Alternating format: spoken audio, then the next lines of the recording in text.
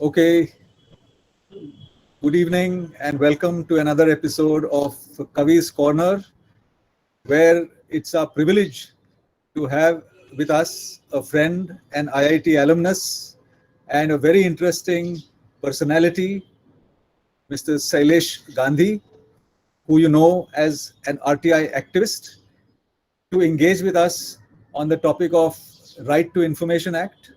So the topic of this discussion today is good governance, the RTI Act to empower yourself. So let me tell you a little bit about Shailesh Bhai, as we call him. He completed his BTech in civil engineering from IIT Bombay in '69, and in 1980 he established a company called Clear Plastics Limited, which went on to employ almost 500 people. So he knows business and what it means to be a businessman. In 2003, which is 23 years after that, he sold the business and started focusing on the right to information. Now, why he did that, I don't know. I've not asked him. It might be a moot question to ask him today. And he's been one of the prime movers behind the establishment of the Right to Information Act. Full act, at least when it was instituted, but that's another story. We'll address that issue. And he's conducted thousands of workshops and where he's trained citizens and government officials to use the RTI Act. Many landmark decisions are to his credit. He's organized the first digital paperless office in the Information Commission. I'll come to that. And in 2007, IIT Bombay conferred upon him the Distinguished Alumnus Award. And he's been the recipient since of many awards like the Nani Palkiwala Civil Liberties Award and Mr. Pai Award, MR Pai Award. And he's published a book on RTI Act, Authentic Interpretation of the Statute, and a paper which is critiquing the Supreme Court judgments on RTI. And I'm sure we'll come to that. So essentially, he likes to call himself a citizen empowered by RTI. And he's one of the country's foremost voices for RTI. So apart from being a first generation successful entrepreneur, right, he's now an RTI activist. He's convener also of the National Campaign for People's Right to Information Act. And incidentally, he's the only RTI activist, to be chosen as Central Information Commissioner, CIC. In fact, I'm surprised that the government was so progressive to have done that when they did do that. And as CIC, he's closed the largest number of RTI appeals. 20,000 cases in 3 years and 9 months, his term, a record which is unlikely to be broken. And he's ensured that most cases were decided in 90 days. And in 2010, IIT Kanpur conferred upon him the most prestigious Satyendra K. Dubey Memorial Award for his exemplary dedication in spreading communal harmony and leading the Right to Information campaign. So it gives us great pleasure, and we've broken with our technical talk series to include this talk, and we hope to have more such talks in future of what engineers could also be doing. And we don't want our students, at least the ones that we engage with, to be mere technicians. We consider you as potential leaders. And to be a leader, you have to have a broader appreciation of the world around us. And that's one of the reasons it gives us great pleasure to have with us here Mr. Shailesh Gandhi, who's also a role model for us. So, Shailesh Bhai, welcome to our forum. And I'd like to open the floor and hand it over to you. You'll have to unmute yourself and come on board. Thank you very much, Kavi, for that very, very, very kind and generous and adulated introduction. I think you have overstated whatever I have done, but thanks anyway. Incidentally, today I'm going to focus less on RTI and focus on the fact that you can get good governance and why our governments don't really function. Over a century back, Lokmanya Tilak made a statement in Pune which still rings in our ears. He said, Swaraj amasa janmasindha hakka ani tomi milavnaras. Swaraj is my birthright and I shall have it. 15th August 1947, we say we got Swaraj. It's my Raj, your Raj, each one of us should be ruling this nation. But we don't feel like that. Most of us are dissatisfied with the state of governance in the country. We say India is the world's largest democracy. When I was a child, I was taught democracy is rule of the people, for the people, by the people. But citizens don't feel like they are rulers of this nation. If most citizens go to a government office, they generally come out feeling angry, humiliated, and frustrated. So then, are we a democracy at all, or are we a sham democracy? We say we are a democracy because we have a reasonably fair system of elections by which we are able to change political parties, change leaders, change our representatives, who will then change laws and run the country for us. But that, I would submit, is not sufficient for a democracy. A reasonably fair and open system for elections and a constitution are necessary conditions for running a democracy, but they are not the complete set of conditions. The heart and essence of democracy is the concept that each individual citizen is a sovereign in her own right, and she gives a part of the sovereignty to the state in return for which she gets the rule of law. Sovereignty of the individual is the fundamental for a democracy. It's the fundamental for human rights. The whole concept of human rights comes about because it is believed that each citizen is equal to the other, and he or she deserves respect, empowerment, and dignity. That is the basis of democracy. That is the base of all human rights. Once in a college, when I was giving this kind of talk, one young student got up and said, "Shailesh bhai, aap baatein to badi achhi chikni chupadi karte hain.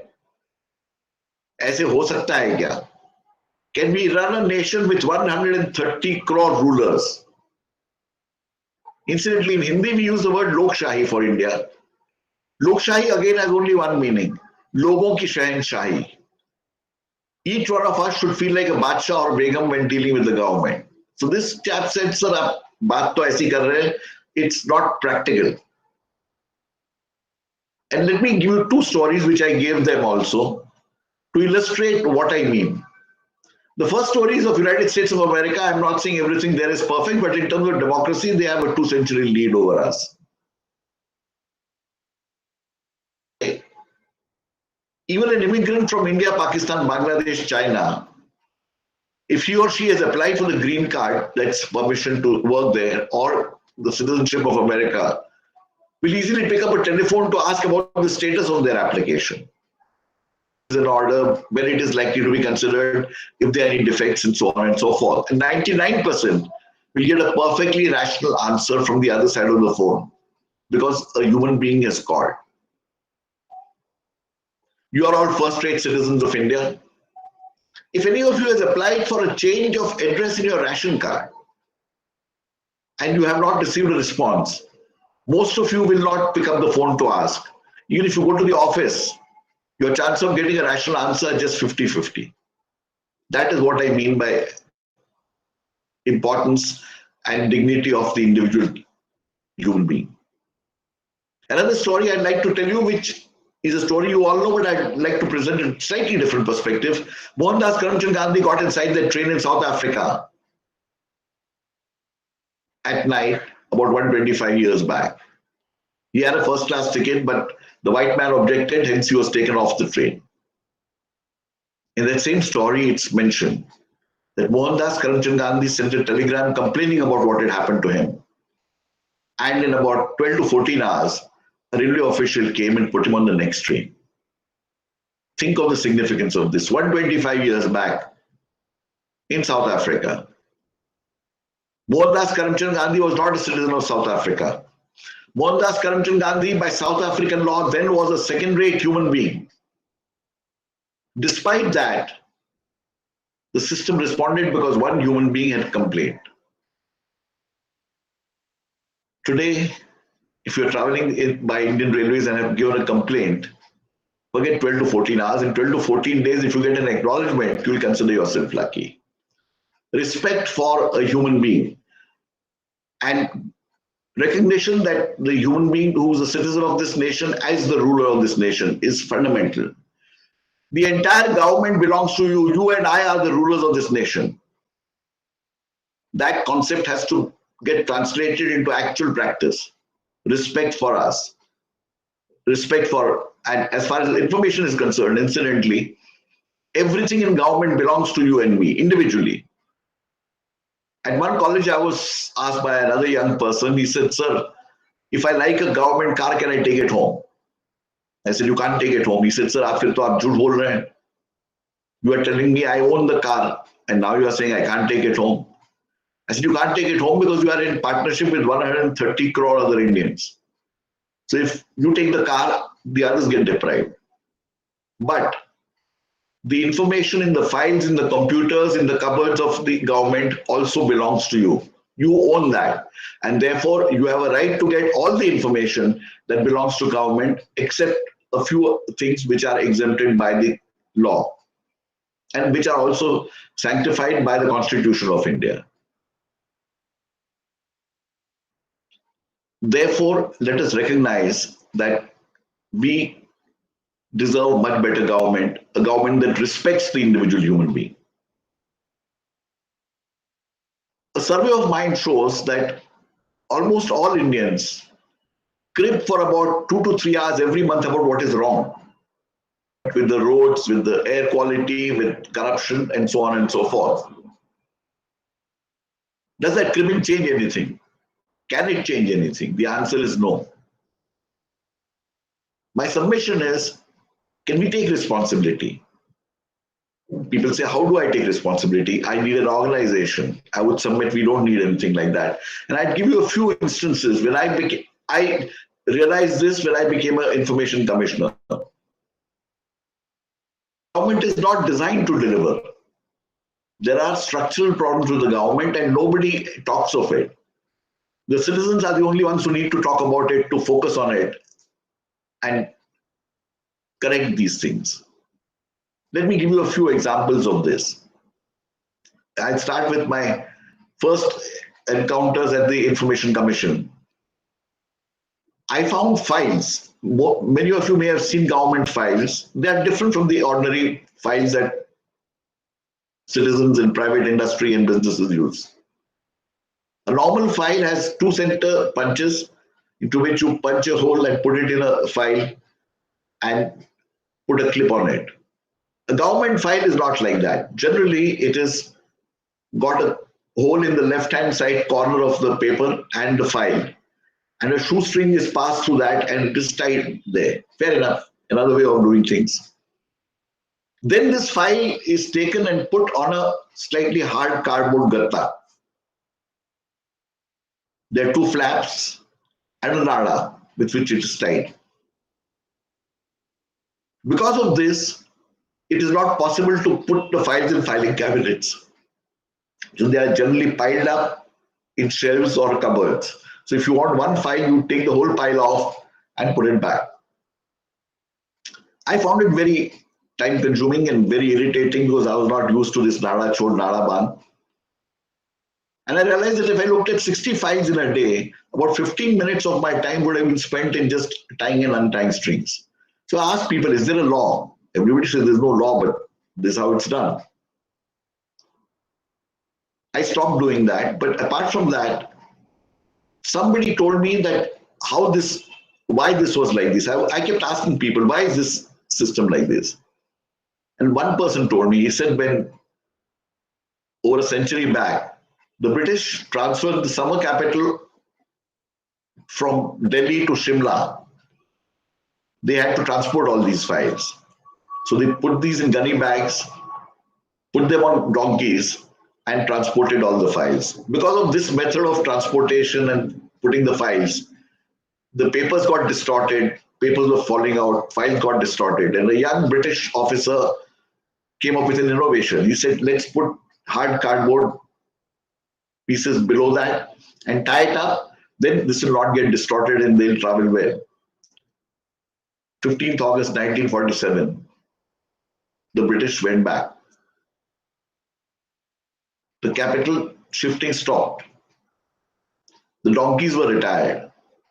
But even today, senior government officers continue to work in the same manner without even asking or questioning why do we work like this. It makes handling things extremely difficult. But let me take it to the next step. Government files are difficult to locate. It's a special information somebody has about where which file is there, etc. And as I said, money you spend thousands of crores in terms of paper, these cardboards, and equal amount to keep these files, and then a comparable amount to locate these files. All this can change. A simple solution. Why not?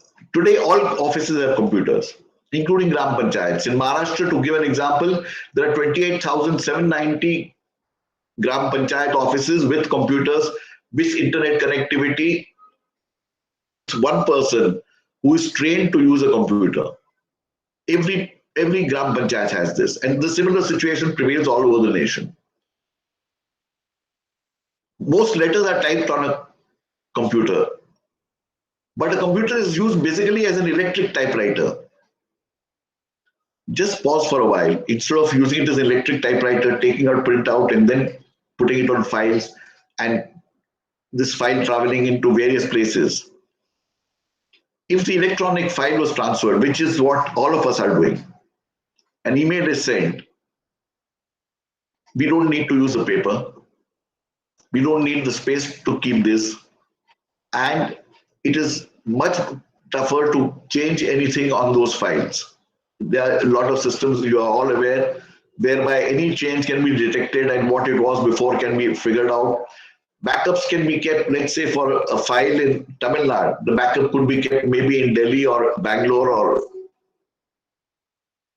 Mumbai or Calcutta, anywhere. Nothing could change. 30% of India's corruption could go down. If you pay money, a record is changed. If you pay money, a file can be made to disappear, and so on and so forth. We don't do that. Nor are the citizens asking for it. We say we are digitizing. We are going for digital world, but without doing this. And let me give you another example of this. Our courts. Today, most average citizens do not go to courts, even if there is a need, because the court takes unlimited time. Is there a solution possible? Yes, there is. On two counts. One, something called virtual courts where people could sit at home or in an office. Lawyers could sit at home or in office and appear before these courts. Because of the pandemic, courts were forced into this. But believe it or not, most courts did not work. Most courts in India did not work. Those that worked, high courts and so on, the judges worked for just 1 or 2 days in a week. We find this unbelievable. They were doing a virtual court, but working just 2 days in a week. Why? Because this is virtual court. It almost looked as if they were being asked to service COVID patients physically. Have citizens raised the issue? The answer is no. There are lots of things like this where we are quiet, we don't even look at anything, and nobody looks at why and how governance can change, which is what we need to do. To give another example, when I was in Delhi, I asked somebody I met who was the secretary of DOPT, Department of Personnel and Training, and said, do we have HR specialists in government? Today, even a private company with 100 people has HR specialists. Believe it or not, Government of India has none. Government of India employs a few million people, but they have no HR specialists. And when I asked this lady, she said, oh, I'm secretary DOPT, I'm therefore the HR specialist. The earlier year, she had been secretary agriculture. Can this system work? Can this system deliver at all? To give you another example, IAS officers and IPS officers and all government officers, senior level particularly, their annual appraisals are done after 1 year, 2 years, 3 years, 4 years. No college will operate like that.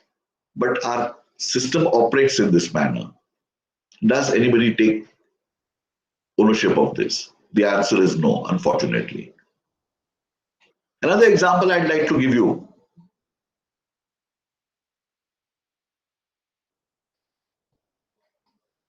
We've heard of public-private partnerships. What I'm trying to point out and hint at is we must first look at why the government doesn't work. It's not so much related with individuals and individual performance. IAS and IFS, for example, there is very little incentive to do good. If you don't do anything wrong, you keep rising up the ladder, and by the end, you are almost everyone ends up at the same salary, same pensions, everything same. There is very little incentive to do any work because the government does not know how to evaluate work, does not know how to motivate people, punish them, incentivize them. These are lacking in the government. And that is why we have poor governance. Lots of things like this. Who focuses on this? Nobody does. Let me give you one more example. We have a lot of public-private partnerships and lots of assets of people are given away. Believe it or not, India is not poor. The Indian citizen is pretty rich in terms of the assets he or she owns, in terms of the businesses that he or she owns, but these are being given away since many years. It's not a matter of any political party. Since many years, we've fought this. I'll just give you one example of this. Mumbai Metro One Private Limited, some of you who are in Mumbai would be familiar with it, the others may not, but is a company that operates the metro from Versova to Ghatkopar. I was aware that it had some money given by government and therefore it would fall under the RTI ambit, so I asked them for some information. They refused to give me information saying, Mr. Gandhi, don't you understand? We are a Mumbai Metro One Private Limited. We are a private limited company. We do not have to answer an RTI. So I dug a little deeper, and this is what I found. If you ask people in Mumbai who know, most people would tell you it's a Reliance company. So I dug a little deeper, and this is what I found, as I said. 780 crores had been given by government to Mumbai Metro One Private Limited. Reliance had put in 380 crore rupees. Government gave another 600 crores worth of land without any remuneration to the project. So, government, that is I, you, all of us, had given 780 crores cash and 600 crores worth of land to the project. Reliance had given 380 crores. And what is the equity like? 74% Reliance, 26% government. Great way of making money. Let me take this further. How was this done? This is done by mere labeling. 600 crores is given as, and it's called viability gap funding. To make the project viable, 600 crores has to be given to the project. Gift. Government's equity is 180 crores, Reliance equity is 380 crores, therefore 74% Reliance and 26% government. This is how we are being taken for a ride. And it's not just Reliance, this is happening across the country. Most public-private partnerships are public gives, private takes. Do we even bother about it? Do citizens bother about it? Is this the media focus? Is this the focus of citizens? The answer is no. We talk in terms of corruption, we talk in terms of individual cases. This has happened here, that has happened there, somebody is corrupt, somebody is inefficient, politicians are bad, bureaucrats are bad. But if we try to look at why is the system not delivering, there are lots of examples of this nature, lots of them. But the citizen feels it's not my job. Once in 5 years, if I go and vote, bahut ho gaya. I have discharged my duty to the nation. And then he keeps screaming. For the rest of the 5 years, he keeps screaming. And as I explained to you, and I'm sure all of you will agree, cribbing can change nothing, will change nothing. If we take ownership of the nation, first realize we are the rulers of this nation, each individually, not necessarily collectively. Each individual is the ruler of this nation. And if you are the ruler of this nation, there's also a responsibility that comes with it. Shivaji Maharaj or Akbar Badshah did not just say, I'm ruler and wield authority. If something went wrong, they took ownership of it and said, I have to correct it. You, my friends, have to correct it individually. And you can do it. Get together in small groups or do it individually. It's entirely possible for you to make change. Think about change or get concerned about changing things. Will anything change? Some people tell me, some young friends, even old friends like me, sir, what can we do? Please show me a way. Please tell me how to go about it. My submission is, I have no magic solutions. But I'd like to quote an example that I have seen personally. Many years back, I was going in an ST bus from Mumbai to some place. There was a lady with tattered clothes, evidently very poor, with a little kid of 6 months. This little child was crying away to glory. And everybody else was feeling very irritated. This little kid is making such a noise and wailing all the time. But this lady was focused only on one thing, how to comfort the child. She was not a doctor, she was not a psychiatrist, she had no special education. But her focus was, how do I make this child feel comfortable? What I call mothering of an issue. All of us have to become mothers to issues that we feel are important to the country and bring change. If you and I bring change, change will come. If 30 to 50 lakh people across this nation, and that's not a big figure, they need not even come together, you need not form political parties, you may enter politics or not enter politics, but you say, responsible for this nation, change will come. Currently, nobody feels responsible. And I'll give one illustration of this. When I was in the commission, I had asked the commission, there were other commissioners like me, we were about 8 of us. And I said, we must promise to citizens that we will give decisions within 90 days. And they said, no, Mr. Gandhi, we can't do it. Why? They said that we don't have adequate staff to meet that. I had kept interns and was doing it with that, but they said, we don't have any staff. I said, let's represent to the government. They said, no, Mr. Gandhi, government has to do it. These were the senior, topmost public servants in the nation, drawing the highest salaries in the country. I would describe this experience to people at different forums. And in one such forum, was there. He said, Mr. Gandhi, what you're saying makes sense. He described, he said at that time, the Prime Minister was Dr. Manmohan Singh. He said at one meeting, I was with the Prime Minister. And the Prime Minister said, there are A, B, C, D things I need to do, but I can't do it because the government won't allow me to. Who is the government? Who is the nation? Who is the employer? Who is the owner? You and I are the owners. And if we make that effort, change will come. India will become a better nation. And I'd like to end this with a slogan that is my favorite. Mera Bharat Mahan, we say a lot of places, right, in many places, but we don't really believe it, do we? Therefore, I say, Mera Bharat Mahan nahi hai.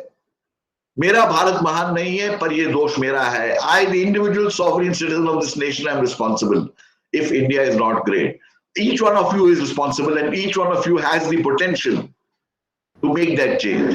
Have I made the change? I have made small changes. But if lakhs of us take it as our responsibility, our ownership, we are the rulers, we will bring the change. things will change. India will really become Mahan. Thank you for this opportunity. Thank you, Shailesh Gandhi, for a very inspiring talk. Uh, it's evoking a large number of emotions. It also relates to, I hope you hear me. Yes, I can hear you very well. It also relates to the idealism that brought people like myself and a number of our colleagues back to India from abroad, many years abroad. Um, it's very easy to give up. It's very easy to believe it can't be done. It's very easy to not do anything. But I feel we live in very unusual times right now where anything is possible. If the German wall could come down and Eastern Europe be part of Western Europe, anything can happen in this world. And our world has seen such amazing changes in the last few decades that I believe anything is possible. And with a country which is where half the country is below the age of 25, that makes us an amazing place to be. Now, I would like this engagement with you to be constructive. It's very easy to criticize the government, criticize this and that. So I wouldn't want our young people to do this. What I'll be very interested to hear is their feeling as to what part they feel they could play in changing the status quo. Because I feel that nowadays with technology, so much is possible. Very true. Because in the past, if there's a single kind of person who's trying to fight or trying to change things, it's very difficult. But if now through uh, through collective action, we can make a difference. It would be really very exciting. So I would like now to open the floor to our young friends here to see what they have to say about this.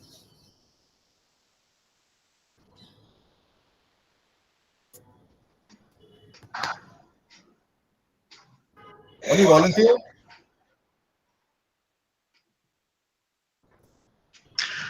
Okay. Can you unmute the participants? Is that possible? Yes, it is possible. I would request you to unmute the audience. Okay. The audience has to unmute itself. I'm I'm trying to sort out a little hitch that we have here in the sense that my laptop is not giving the video, so that's why I've been in and out, trying to sort these issues. But people feel free to post your questions on chat. Or ask directly. Unmute yourself and ask directly. Yes, but I'd like to ask you a question because we know that from your stint in CIC. First, I do believe that when you were with the government, first of all credit goes to the government which permitted a person like you to take that position. No, Kavi, it's a random occurrence. Let me describe the experience for everyone to understand this. And okay. Unfortunately, that is one of the problems with the way the government works. Okay. After the RTI Act had been enacted, we realized that one of the weaknesses was that the commissioners were old people, retired bureaucrats, most of them. And they had no commitment to transparency. There was no process. There was no transparency in the way they were being selected. Technically, the law said the Prime Minister, one minister and leader of the opposition will select the commissioners, but they don't really apply their minds. It works on political networking or bureaucratic networking. 2008, the government was going to appoint 4 more commissioners. And we had been saying we want transparency. Arvind Kejriwal called me from Delhi and said, Shailesh, nobody's listening to us for this transparent process. So let's offer a panel of 4 and say, why not these people compared to yours? So we made a panel of 4 people, and these names were recommended by some people like Narayan Murthy and others. And letters were sent to the Prime Minister, Leader of Opposition, and DOPT Minister then, Prithviraj Chauhan. We didn't expect, I at least had no expectation that anything would come out of it. The night before the meeting was to take place, the meeting is a formality. They just, quite often the opposition suggests a name that's accepted. This particular time, the opposition had not suggested any name. The night before the meeting, on 20th August, the list was sent to Mr. Advani saying, tomorrow we'll just sign off on this. We have a cup of tea and sign off. The fourth name was of Mr. R.B. Srikumar, who was DG of Gujarat at the time of Gujarat riots. When Mr. Advani saw this, he got very angry. He said, there's no way I'll accept Srikumar because Srikumar has taken a position against Mr. Narendra Modi. It's a big issue about that. Srikumar has officially taken a position saying that Mr. Narendra Modi was responsible for the 2002 riots.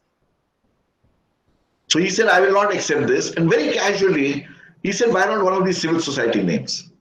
He didn't know of any of us.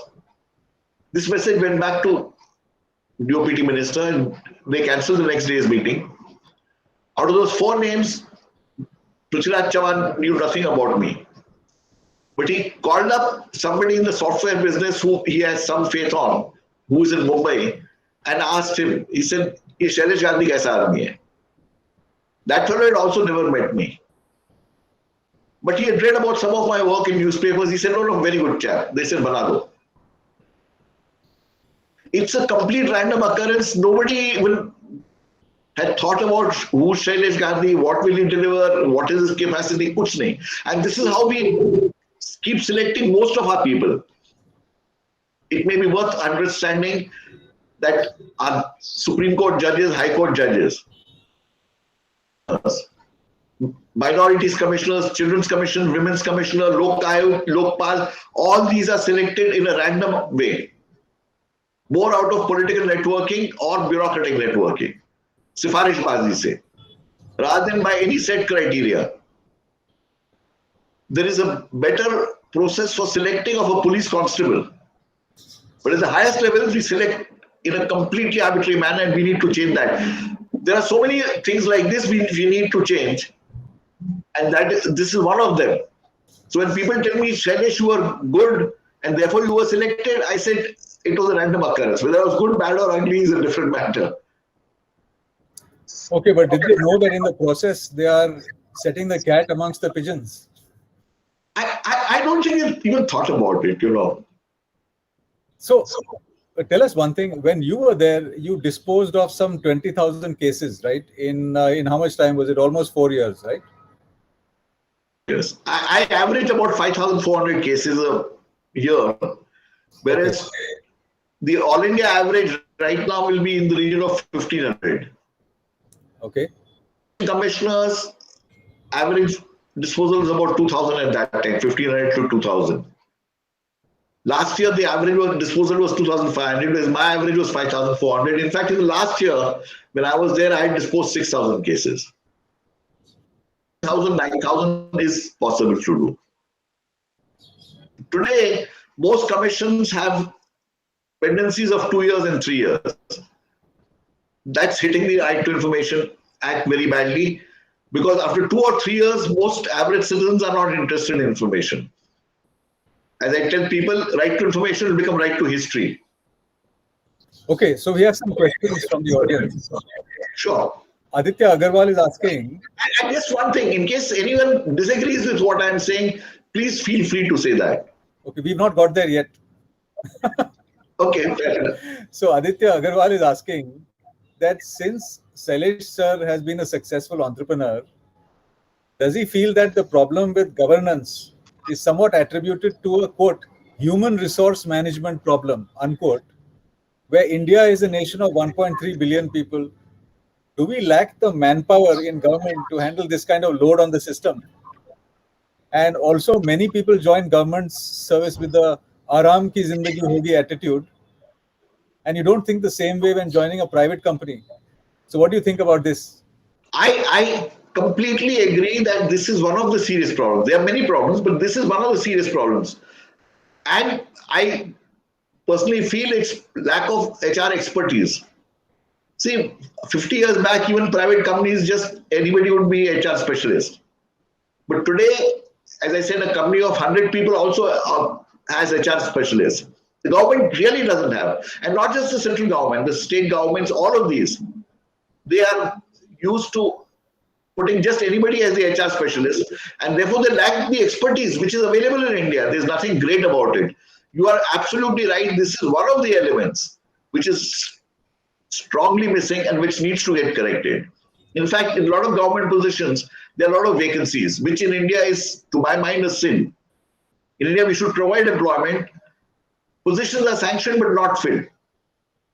So in fact, but the government has been going on about more government and less governance. Or more governance and less government. I'm sorry. Is that actually happening? I don't think it's actually happening. The whole point is, and let me put it like this, in most places, people are understaffed compared to the sanctioned positions. The culture that has become is time is irrelevant. You can do something after 2 years, 3 years, 5 years, doesn't matter. Time is not considered an important factor in most government work, most, barring a few things. This is the basic problem why our government does not succeed. There is no motivation for doing things on time. And the whole approach is, हम जैसे कर रहे हैं करेंगे. Acha, there's another relevant question from the same person. He says, it's human nature to be reluctant to change. We want change, but we don't want to change ourselves.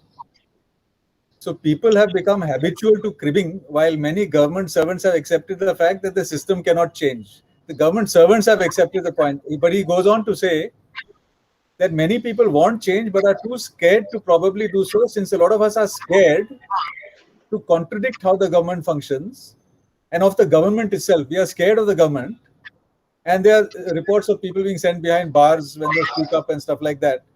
So how do you deal with this fear? You know the government is acting in a particular way. How do you speak up and do stuff? It is linked to the first query. First, you must have HR specialists, you must have a transparent process, a process that works in time. If you have time-bound motivation, if you have a proper assessment of people, then you will find some people doing better. And in private industry, even in IITs and all these places, how do people work? They are motivated. There are methods of looking at their work in a dispassionate, non-sifarish manner, which is lacking in government. See, but this is actually a cultural thing. We'll come to that. There's one more question from Vaibhav Singh, who is asking, are there any disadvantages of RTI at present? I think this is something which is very close to your heart, right? Because you've seen RTI being undermined. So are there any disadvantages of RTI at present? We have one of the best transparency laws in the world. Today, about 128 countries have transparency laws similar to our RTI. Some countries call it Freedom of Information, FOI. Some call it Access to Information, ATI. And some countries call it Right to Information, RTI. They are equivalent laws. We have one of the best laws in the world. But in implementation, again, we are extraordinarily poor. Information commissions are taking 2 to 3 years. The courts are, as an overall body, the Supreme Court in particular is against RTI. The Supreme Court, before the RTI Act came, was greatly in favor of right to information. But subsequently, judgments have been complete distortions of the RTI Act and the Constitution of India. And people don't realize right to information is one of our fundamental rights under Article 19(1)(a), which guarantees freedom of speech, freedom to publish, freedom to write, right to information. As right to information starts suffering, the other rights will also suffer. So it's not a very happy situation. The first 5-6 years, the Act was progressing beautifully well. Government servants would respect the Act. Now it's slightly on the decline, but this can change again. There are lots of areas where we need to change. Question is, who will focus on that? If you expect the standard public servant, he is unable to do it, unlikely to do it. There are some who do brilliant work. It's not that everybody doesn't. But those are exceptions. We need to, why does a private business work? They are employing the same set of Indians. They are not getting people from UK or USA or anywhere. In fact, Indians are going abroad and serving various government jobs there and doing very well. The system is lacking. We are not even asking ourselves, does my government system actually permit differentiating people? Is there a system to punish a laggard? Even as IAS and IPS officers, the answer is no. You just keep rising until you challenge. If you don't, what we need is an HR specialization in government which will look at, say, and motivate people, select people with criteria. As I told you, bodies, Supreme Court judge, High Court judge, information commissioners, there is no criteria. Absolutely zero criteria. So it's entirely arbitrary. They should be good people, they should be eminent people, which means nothing. We need transparency everywhere. Government fines, as I said. Today, paper fines rule the roost everywhere. We spend thousands of crores on what we call digitization, which is largely scanning of old things and just keeping the output up without using it. In most cases, there are a few exceptions, honorable exceptions, but we are moving towards that in an extraordinarily small snail space. If files were to move electronically, and this is very easy to achieve. When I was a commissioner, I had, for the last 2 years, I devised a completely paperless operation, and it worked beautifully well. And it can be done. I had no budget, nothing. I just took the help of some software people and did it. But it could be done by anyone. But the will is lacking. And citizens do not consider this as one of the priority areas. Arnab Goswami or Rajdeep Sardesai will rather talk about a corruption case. We'll talk about a failure somewhere. And I'm not blaming them. I think we need to become sensitive to it. If you and I become sensitive to it, things will change. You need to have that confidence in yourself. That first, the sense of responsibility. I am the sovereign of this nation. मैं इस देश का बादशाह हूँ या बेगम हूँ. और अगर मैं इस देश का बादशाह या बेगम हूँ, तो ये देश मेरे पे निर्भर है. I am responsible. I will not tolerate any nonsense. I will work for change. I will work to change things. I will look at government closely and say, why is it not functioning? Instead of saying, ये corruption है, ये है, फलाना है, कुछ नहीं हो सकता है. And to some people who say, oh, कुछ नहीं होगा. In fact, some of the questions that are being put to me are reflecting the same thing. आप solution बताइए. मेरे पास solutions नहीं है सब. But let me give you another perspective on this. Many of us go to mandirs, masjids, gurudwaras, churches, agyaris, what have you. Once a day, once a week, maybe once a year. When we go there and come out, do we have an extra 100 rupee note in our wallet? The answer is no. Do we become more handsome, more beautiful, younger? Do we notice any change? The answer is no, we don't. Then why do we do it? We do it as an act of faith. We have faith that by doing this, something good will happen to my family, my society, my nation, my city, whatever, to my life. What do we do for the nation as an act of faith?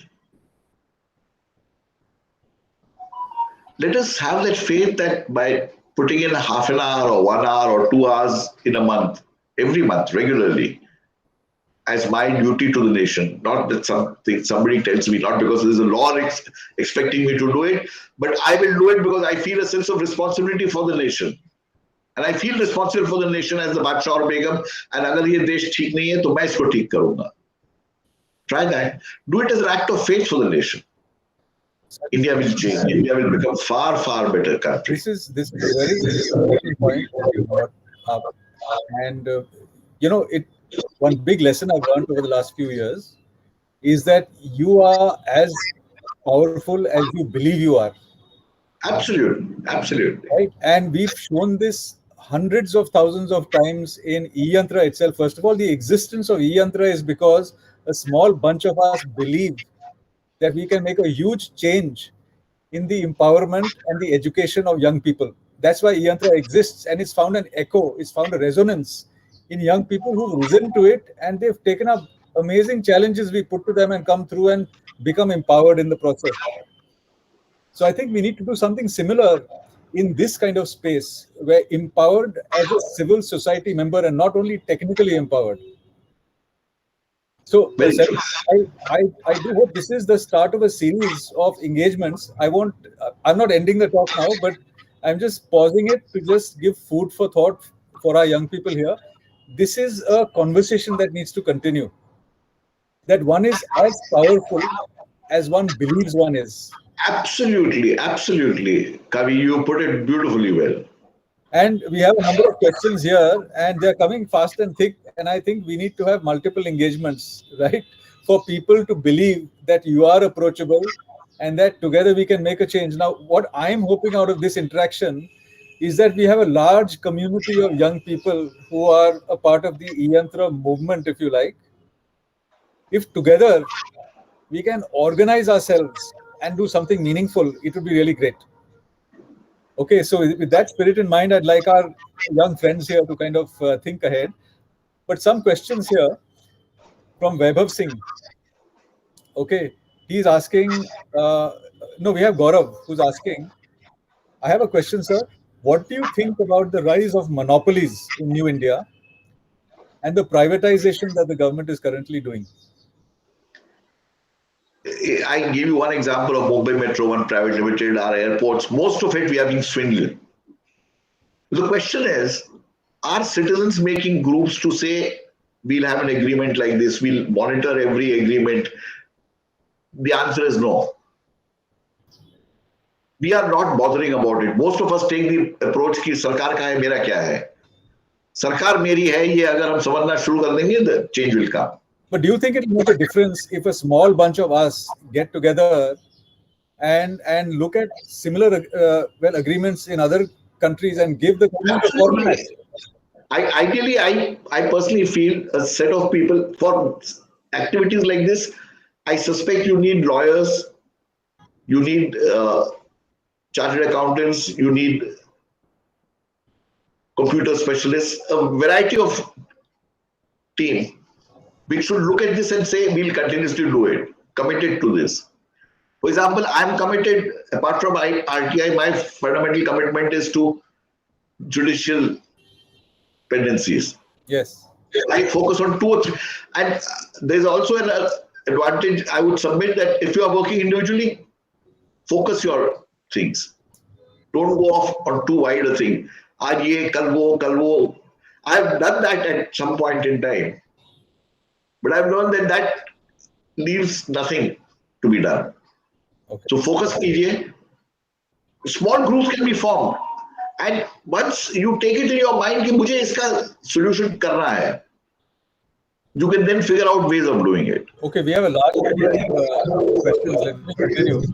So Ratin Biswas is asking, sir, when it is right to information versus privacy, what is most important?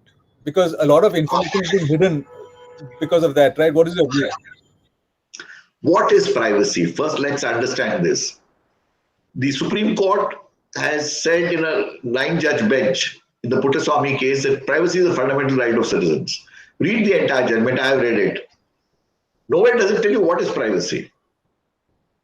Your name relates to a personal name. Is it private? Today, people have started saying everything is privacy. I would submit myself on 2 things. I'm looking at from the RTI perspective. In right to information, since the information in government belongs to me, all information must be shared with me, except what is exempted in the RTI Act. Now, privacy is one of the considerations based on which information is exempted, but what is privacy is not known. Even the Supreme Court has refused to outline what is privacy. Therefore, my submission is twofold. A, the RTI Act says if you think it leads to privacy, then you have to subject it to an acid test. Provided information that shall not be denied to Parliament or state legislature shall not be denied to any person is one of the acid tests given in the RTI Act. Whoever denies information claiming privacy must say, I believe I would not give this information to Parliament. Second, Article 19(2) of the Constitution lays down what reasonable restrictions can be placed on my rights under Article 19(1)(a), which includes right to information. There are only 2 words that can relate to privacy: decency or morality. The rest is sovereignty of the country and various things like that. There are only 2 words relating to privacy, decency or morality. If something violates decency or morality, it should not be given to a citizen. It must not be given to anybody. And that is what I would say leads to privacy. Some people have asked me, does it mean mere ghar pe kya hota hai? You can see the answer is no. And let me look at it from a third perspective. Does the government have a right to invade my privacy routinely? The answer obviously is no. The government has no right to invade my privacy routinely. Therefore, I hold that information relating to me, which is collected routinely, there are special powers under which the government can raid my house. Now, that's a special thing. It can tap my phone. These are special considerations. But apart from that, information that the government collects routinely from me is not an invasion on privacy and therefore must be shared with people. And if that happened, India's corruption would go down dramatically. India's better governance would happen. The cities are the best monitors of governance and government. I'm sorry, my answers are a little long. Shailesh, privacy is a kind of overrated thing here because Google knows much more than even our own relatives about us. Absolutely. Google knows more about me than my wife does. Exactly. So, privacy is, you see, we are trying to import एक चीज सोचिए, and I would want your other friends also to think of it. I've realized there is no Hindi word for privacy. The word used for privacy in Hindi, in the law and other places, is nijita. Nijita is not privacy. Nijita is personal. Okay. Therefore, this whole confusion has started. Everything personal is private. Interesting. Because Hindi में मेरे हिसाब से मैं अब तक बहुत लोगों को पूछा है, कोई मुझे प्राइवेसी का कोई शब्द नहीं, एक there is no. So perhaps in the Indian culture privacy was not such a foremost thing. Now, of course, in some of the conversations that I have, people come up with a new name. नहीं, privacy की बात नहीं है, Mr. Gandhi. It's a matter of data. As you rightly pointed out, Google, Facebook, Twitter, people say privacy means the right to be left alone. I'm saying, yes, you can be left alone. Don't enter into internet. Don't enter anywhere. Himalaya में बस जाओ. You are a private individual. आपको कोई नहीं पूछेगा. Whatever is in government records, and it's in government records because you interact with the public. You are interacting with the government. That belongs to all citizens. Good. Now that that's clear, we have another question from Krish Agarwal. He says, sir, it is said that government works for the people, but we hear often, again and again, about corruption done by them, thereby filling their own pockets. So why does the government work for its personal gain then? Because the rulers of this nation are not conscious. The rulers are very lazy. They are prepared to accept this. If you accept that you are the Badshah of this nation, then the responsibility is yours, my friend, कि ये ऐसा हो रहा है. Is there a solution which हम switch on कर देंगे तो हो जाएगा? The answer is no. But if you take responsibility and first accept कि ये तो मेरी जिम्मेदारी है, you will then find solutions. Each one of us needs to do that, and if 1 crore of us or 50 lakhs of us do that, I'm sure we can bring change. Fundamental liberty and respect for the individual must be ensured. Government must be designed to deliver. I often used to say that our government, when I looked at it closely, is not designed to deliver. जो हो जाता है, फिर उसकी corruption आता है, फिर ये आता है, इनएफिशिएंसी है. But are we focusing? Neither citizens nor private business, nor nobody is looking at it. Everybody is looking at it from a personal perspective only. करना मेरा काम है, हर एक का काम है. ये अगर हम सोचना शुरू करें, I'm sure change will come. I'm sure India will become a much better nation. Next question. Shivam Kashyap is, sir, we have the best laws as we all know, but when it comes to their implementation, कुछ नहीं होता. So, sir, where are we lacking? Rulers में इस देश के बादशाह और बेगम सो गए हैं. No, but the subtext is that what can we as Janta do about that? Start thinking. Okay, let me put it like this, Kavi, and this is not about self-promotion, but you mentioned that I had made a change. Yes. Small manners. Okay. I have no organization. I work alone. And if a 73-year-old Buddha can do this, all these young people are much better, much smarter than me. Point taken. One more question. Arjun Sadananda said, although I would agree with you, by the people, for the people, surely the people at power have more power to make changes, and for a single person, the system seems immovable. With that in mind, I would guess one of the reasons we may not be progressing in governance and leadership would be that we have too many people in India trying to become engineers and doctors for the sake of job security. In high school, the question asked is science or commerce and not social science, etc. So basically saying that none of our parents wants us to become well, a politician for that matter. Is that one of the Yeah, go ahead. So I'd like Arjun to unmute himself and ask this because he's here. Arjun. Yeah, I was just wondering, like, there might be great minds with great noble thoughts about making the country a better place and things like that. But since we don't really encourage that as a profession itself, like usually the politician's profession is exactly that, right? Making India a better place. People who might have actually that kind of notion, that kind of a thinking, that kind of progressive thinking, they also end up doing something that is not really making use of that potential. So they end up becoming just another worker at some particular industry or something. And there's an over count of engineers. The number of engineers that we have here, there are probably enough jobs to give those engineers as well. And they end up doing banking or something as we hear those stories.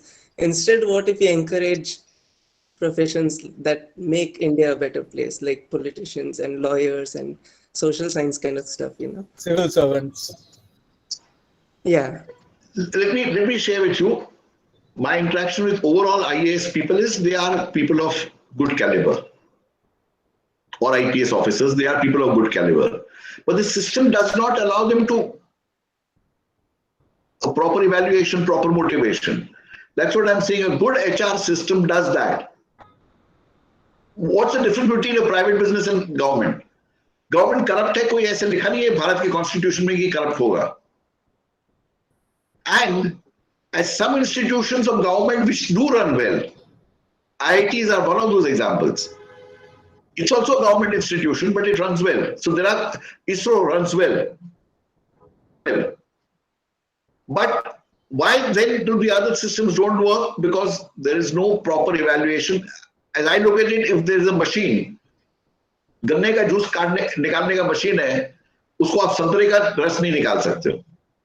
You have to design a governance structure to be able to deliver something, which we are not. We have exceptions like IITs and ISRO and some organizations that seem to work pretty well. But we are not looking at why is the problem with the government institutions. If you take the responsibility, now will you find the solution? I don't know. You may or may not. If 100 of us try and find the solutions, 2 of us might succeed marginally, fair enough. But effort to karna padega. We are not making that effort at all as citizens. In nations that have progressed well, democracy has taken 2 centuries, 3 centuries to settle down. We have got just 70 years of our independence. But we don't want to wait 2 centuries and 3 centuries, and that can happen. And it's not a matter of social sciences or something like that. Incidentally, I notice a lot of bright people now going into the art streams, now going into law. And they are also paid pretty well. So it's not just the engineer phobia that's the problem. And even if the engineer phobia is, you start looking and saying, each one of you, I am responsible. You are not feeling that sense of responsibility. अगर अर्जुन को लगता कि मेरा ये काम है, तब बहुत चेंज हो जाएगा. अर्जुन सोचेगा नहीं ये तो नहीं होता है. समाज में कुछ तकलीफ है भारत देश में, इस वजह से भारत देश सुधरता नहीं है. अगर आप ये सोचेंगे कि मेरी जिम्मेवारी है, तो मेरी जिम्मेवारी will translate into something huge. As Kavi said, you are limited by what you think. आप जो फील्ड आपकी कहते हैं उसमें आपको लिमिटेशन नहीं दिखाई देती है, यू फील मैं दुनिया जीत लूंगा, बट देश को ठीक करना ये भी आपकी जिम्मेदारी है, ये एक बार सोचना शुरू कर दीजिए. I am sure the rest will follow my friend. Thank you for that. There are more questions. I'd like Sahil Narvekar to unmute himself and ask. Yeah, hello, sir. There are many situations when one has to go through Will you correction speak up a process. bit? Yeah, am I audible? Yes. Yeah, there are many situations. Hello, my question is regarding corruption. So there are many situations when one has to go through corruptions. Like, for example, while doing the passport verification. So, and most of the people think that why should they waste time and energy opposing that corruption, and instead they pay the police officers, and due to this situation the person who is opposing has to face problems like he has to wait till the process get done or till the officials oppose that action has been taken. So how this situation can be handled very quickly, like if I want very Let me try and point out, Sahil, I don't have the answers to everything. Some answers, and I would concede the way I have lived my life, even in business and otherwise, I would not bribe to get a business or to get extra profit. But wherever my oxygen pipe was, somebody could put a foot on, I used to bribe. जब कोई मेरे को ऐसा मेरा business बंद करवा सकता है, ऐसा पावर है, तो I used to give bribes to avoid hassles or to avoid extortion. But otherwise I did not. But if corruption by itself is not the issue is why is the system not delivering? अगर वो ठीक हो जाए, passports for example, you are talking of passport verification where perhaps there is still some corruption. In the passport system, corruption's almost disappeared because it's a system that's working. This kind of work needs to happen everywhere. And how can it change? And how can the change be brought about is what I'm submitting. Think. And we are capable of it. Will we succeed? Maybe, may not be. I have tried 3 or 4 things. There's been some success and some complete failure in the others so far. We will take those ideas and take them forward. We need active citizens to believe in democracy, to believe that I have the power. The first thing you need to do is to believe I have the power and the responsibility and the wherewithal to change. कैसे change होगा इसका जवाब मेरे पास complete नहीं है दोस्त. That's a very good point actually, and thanks for being so candid about it. I know we had a conversation about this the other day, and you've been very honest. I do really appreciate that. We have a young man from school actually who's been participating in our e-Yantra competition lately, Trinab. So Trinab, over to you. Thank you, sir. Yes, sir. So actually, sorry, sir. Why don't you unmute your video so he can see you? Oh, yeah, sure. It's a very important question that he has here. Hi, Trina. Yes. So right now, hello, sir. Right now, a very important and a pertinent issue that I face and I find a lot of my peers facing is that there's a lot of, every time I switch on a news channel, it's always a controversy. There is always a need to know now, and it's not necessarily a positive news. And there is always, there are narratives as opposed to pure facts. There is always opinion. It's always opinionated. The problem is, in a democracy, it is very important for the citizens to hold their government accountable and to play an important part in the governance, as you pointed out. We have the power as citizens to make changes. But that is difficult when we are not being faced with objective truths to make our own judgments on how we should go about things and what we should do. So I would want to know your opinion on it. Trina, this is not just an Indian phenomenon, this is worldwide. Even in USA, there are issues like this, and in other countries also. The point is, okay, 2 things I'd like to bring to your attention, Trina. Societies never become perfect. It's perfect. In fact, if you look at it, I sometimes think, if everything was to become perfect, life would be damn boring here. What the hell do you do? Everything working perfectly. So things will keep going wrong, but the whole idea is to improve situations. Which, once we take ownership, you can improve it. Supposing you start from your house, let me put a very simple thing. You start from your house to go to your school or college or wherever you want to go. If one road is blocked, you will think and find another route. You will find a way of reaching your school if that's your objective. Similarly, once you personally make it your objective that changing India and getting a better government is my objective. Will you succeed? Not necessarily. But you will bring positive change. And that is possible. First is that belief. As I said, it's not about self-promotion, but like Kavi said, I have brought some small changes and I have not worked with any organization. I help all organizations. I help them organize. They also come approach me, but I'm not part of any organization. And yet, if I'm going to do, all of you can. And I started on this journey when I was 60 plus.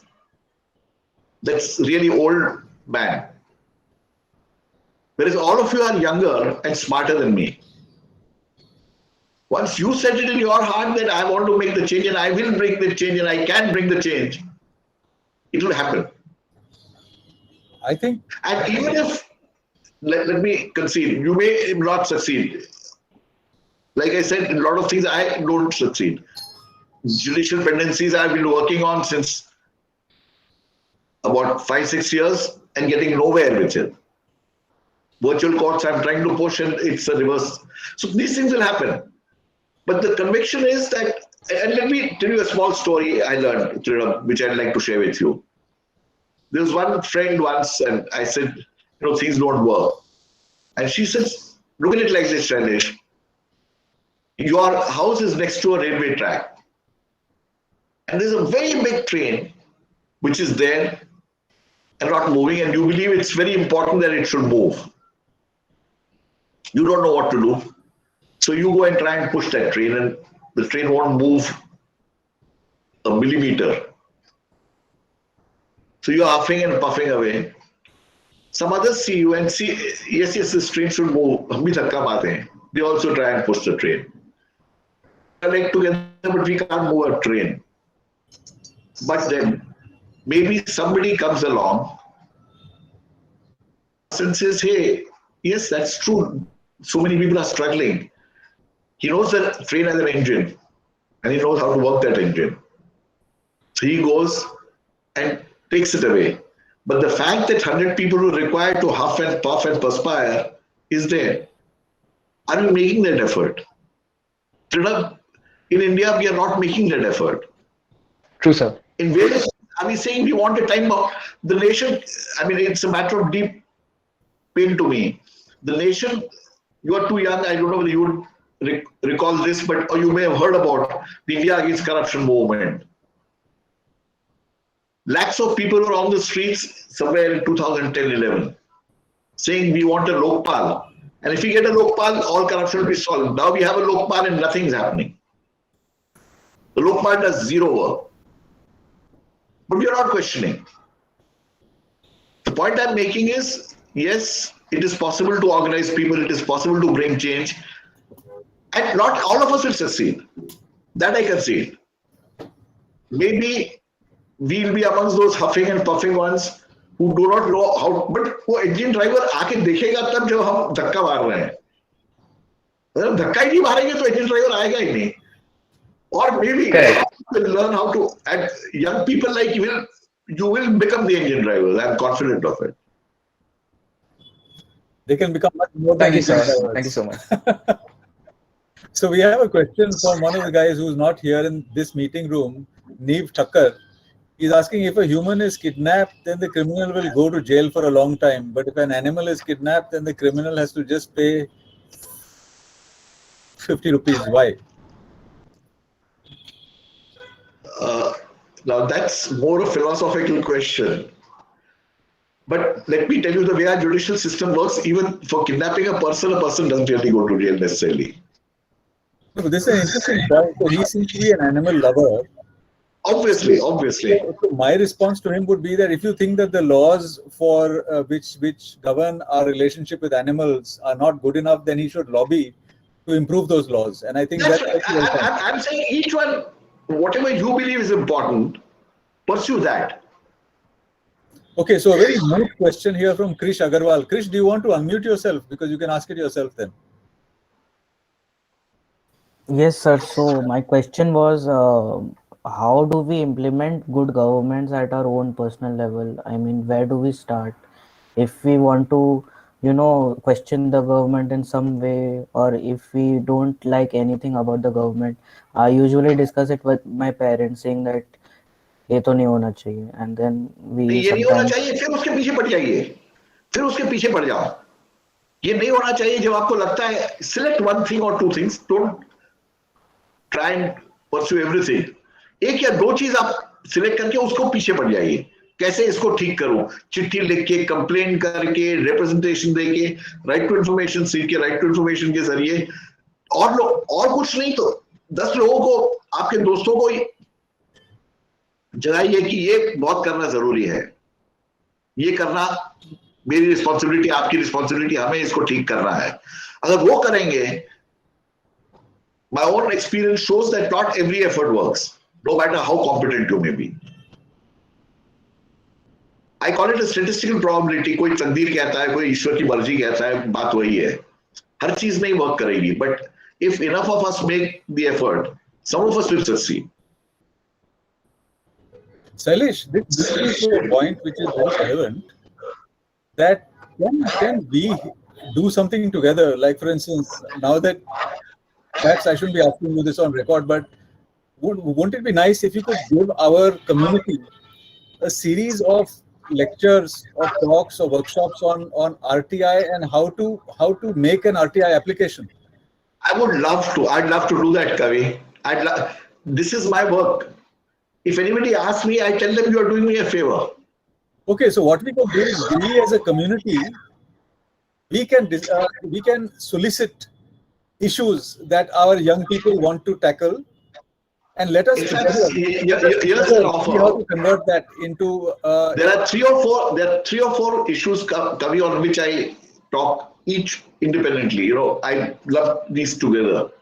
Also, I conduct RTI workshops, except that I normally ask for about 1 hour, 1.5 hours to explain the RTI law. And then I'm happy to keep, even if there are 20 people who want to learn, I'm happy to teach them as much time is required. I have lots of time. Yeah. So I'm delighted to do that. Great. So what we should do is that we have the advantage of numbers, I hope, amongst our community of young people, including now school children. Wonderful. And I find that school children are extremely independent-minded and incisive in their thinking. Right? Sridhar was a very good example of that. Yes.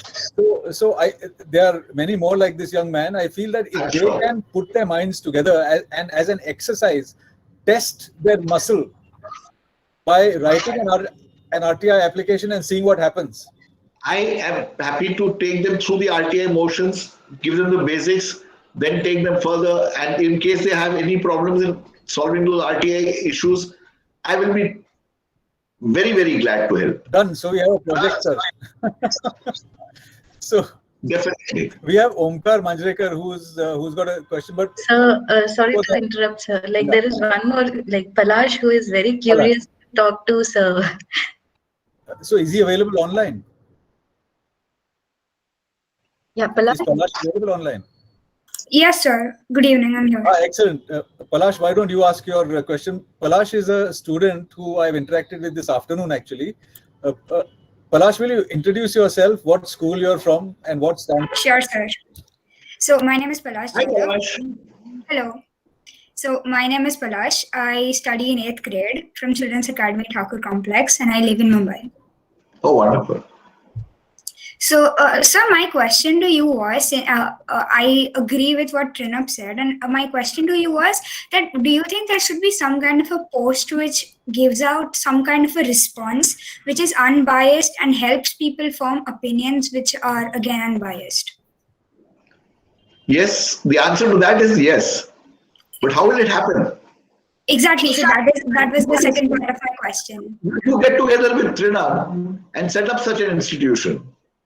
Yes, that would be great. I'm not necessarily saying you need to do that. I'm saying if different people will have different interests or different vocations or different abilities. Depending on that, some people, there are efforts being made on the net right now. There are things like Scroll, Print, and various other print magazines. I am not very sure what the term for it is. Probably a web portal, maybe the right term for it. Who are all offering news, views, opinions on the net. And some of them are fairly good. There's a lady called Faye D'Souza who was working with Mirror Now, who started her own YouTube channel. With social media, all this is very easy to achieve. So if you look on the internet, you will find lots of people who are offering fairly balanced views, fairly balanced news also. In fact, I used to read the newspapers every day for donkey's years. Came the pandemic and I stopped reading newspapers. I take my news only from the internet. Yeah. No, but yeah, sorry. Something a bit more official instead of public forming or people forming their own opinions on the news, so that people can actually get a good grasp of the some kind of a thing which is not out or released yet, something like that maybe, which I don't think can be achieved by two people. So no, it's not two people. Friend, they have teams. They are fairly. Try and look at Scroll, Print, Faye D'Souza's channel on the internet on YouTube. Every day at 8 o'clock she has a session. And slowly you will begin to understand that you can get a wide variety, phenomenal variety right now. And these are teams of 5, 10, 20 people put together who are collecting news. But one other thing I must point out to you from my perspective, opinions by definition are opinions. At the end of the day, what I've realized is, for any issue, do I have the capability of looking at all the perspectives? And the answer is no. To that, I'll need a lifetime to do that. By the time I do that, situations would have changed. So therefore, like it or not, most of us, there's a gut reaction we have. And we believe we are logically and rationally analyzing it. But it's a combination of what we believe is right and the ability to accept contrary views. And you will get all of this on the internet. I find it very enlightening. I believe that's the best bet because the costs are relatively low. It's people to try experiments to put across various things. The commercial newspapers, commercial TV channels are a very expensive proposition. By definition, most of them will tend to side with one side or the other. It's unfortunate. I'm not happy with it, but I believe the net offers a much better possibility. So, Shailesh, I'd like to add to that. Palash, what you asked is one of the most key questions which all of us are concerned about, because there's a lot of nonsense, there's a lot of fake news out there, and there's a lot of rumors. But do remember one thing, there's no such thing as balance which applies universally to everybody. Because what is balanced to you might not appear balanced to somebody else.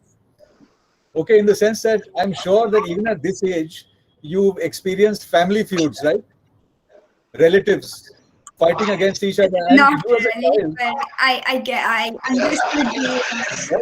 It boils down to that, right? Everybody believes that they're right. Now, how do you get over that? Everybody's got their own perspective. Now the farmers' issue in Delhi, you can look at it from the point of the farmer, from the government, and from the Aam Janta, and from industry, and you'll get 4 different points of view. Now, what you say is balance is almost impossible, because balance for whom? Balance for you might not be balance for the other person. But we need to have a discipline of reading between the lines, because the truth is very elusive.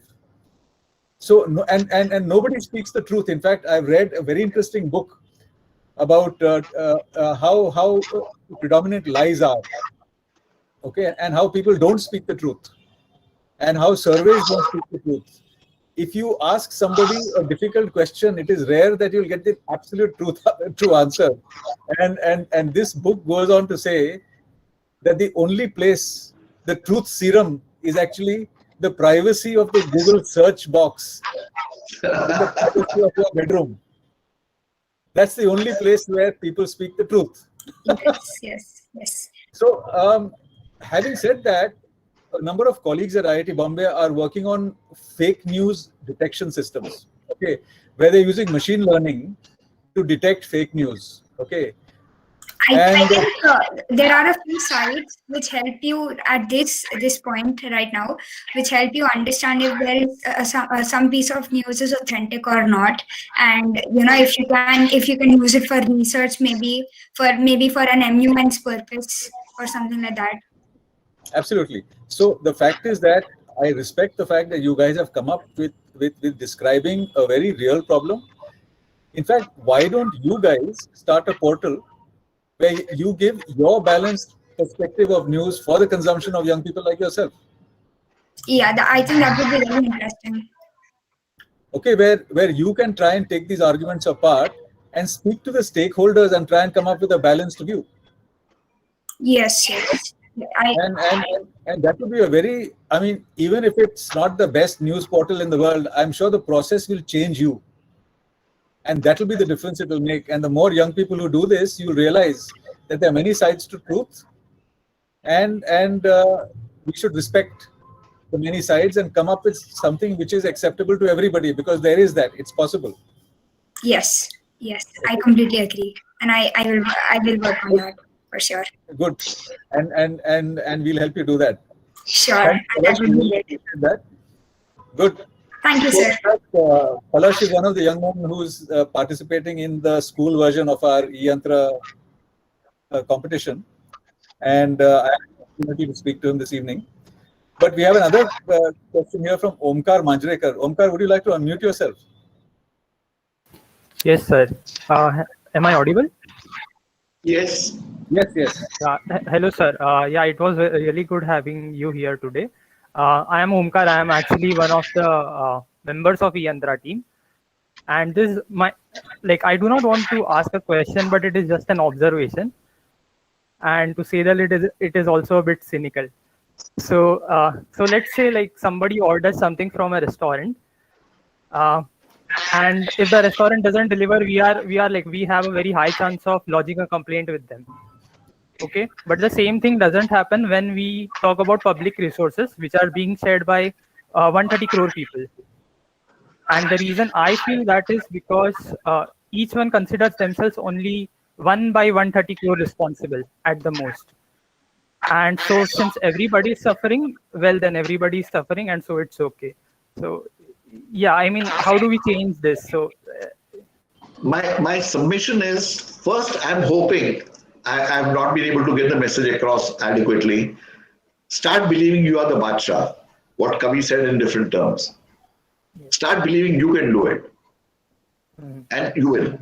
You, as I said, I take a more realistic position and say, if 100 people like you start talking of one service, which is not happening, and which should happen in time, and start thinking, should I write about it? Should I collect groups on it? Should I have discussions on it? Should I focus on government servants? Should I focus on ministers? Necessarily, you will succeed. But out of 100 such efforts, one will succeed. First is the conviction and belief that I can make the change. And I need to make the change, and I am responsible for making that change. And will 130 crore people feel like that? The answer is no. I am convinced it will not happen. But crore people, if they start believing like this, I believe it will happen. Some will connect groups, some will do it independently. I believe change is possible. Again, as I said, I, for example, single-handedly stopped in Mumbai. There's something called Crawford Market, which is an old heritage structure. It was almost decided to give it away. People would get 64 crores, citizens would get 64 crores, the builders would get 1,000 crores. For 5 to 6 months, I ran an independent campaign and it worked, it stopped. In most other things, it doesn't succeed. But if 100 of us or 500 of us or 1 lakh of us or 1 crore of us start making that effort, some of us will succeed. If 1 crore, let's arbitrarily put a figure saying 1% will succeed. If 1 lakh successes happen each year, things will change definitely faster. Yeah. Yes, sir. And the Indian government is, I repeat, not designed to deliver. That is the main thing missing. Whether there are courts, whether there are commissions, most of these, or even investigations into crimes. People take all the time in the world, years they take, and none of us questions and said why. To give you a simple example, the Commissions of Inquiry Act says commission reports must be submitted in 6 months, and in 99% it should be possible. 1 year, 2 years, 5 years. One Liberand Commission took 18 years. In the world should it happen? Why should things not be done in reasonable time? But nobody is questioning. Yes, I agree, sir. We have to change our perspective. The way we and see things. It's my failure. Then it starts hurting you. To believe it's everybody's, it doesn't hurt you. Yeah. True. Shailesh, with your permission, there are a number of questions more, but I feel that this is just the start of a conversation. We'll do it some other time. Absolutely. In fact, there's so much more to talk, but now that you agreed to further engagements with us, this is very exciting. And, you know, as e-Yantra, the project, we have demonstrated by our mere existence that after having established almost 400 robotic labs across the country and engaging with every year almost 35,000 students, empowering them with skills and stuff like that, discovering through their eyes that empowerment comes out of self-belief. And we've systematically empowered lots of students. And if this can happen in the technical domain, it can happen in every domain. Absolutely. Right? So this is very inspiring. I think this is a theme we should pick up and we should continue. And we need to build upon. Empowerment is not only compartmentalized in this, it applies to every aspect of life, and you are only as big as you choose to be. Right? And you are only as strong as you choose to be, and you are only as empowered as you choose to be. And if you want to be empowered, there's no force that can stop you. I think that's the message. Absolutely. No, and I think, Kavi, together, sorry, a small introduction. My submission is, at times people say, I tried, but I didn't succeed. I think we get collectively, but you must understand that if 100 of us try, somebody will succeed. Absolutely. One thing we keep saying, Shailesh, is that every problem that we see actually an opportunity to make something, to make some new market, to make some new service, to make some new machine. And I think we are blessed in a way that India is a land with a lot of opportunities, lots of problems that we can solve. So unlike going abroad where everything is done for you, right? There's so much stuff that you can do here and feel empowered in the process. If you look at it in the right way, there are lots of opportunities. Very true. So having resonated with that, Shailesh bhai, it's wonderful having you with us. And I hope that going ahead that you are part of our community, part of our mentors, and that you help many young people along with us. And thank you very much for being with us. I'd like to thank the team which has made this possible, our young e-Yantra team in the background here, Deepa, Aditya Agarwal, Suprabha, and so on.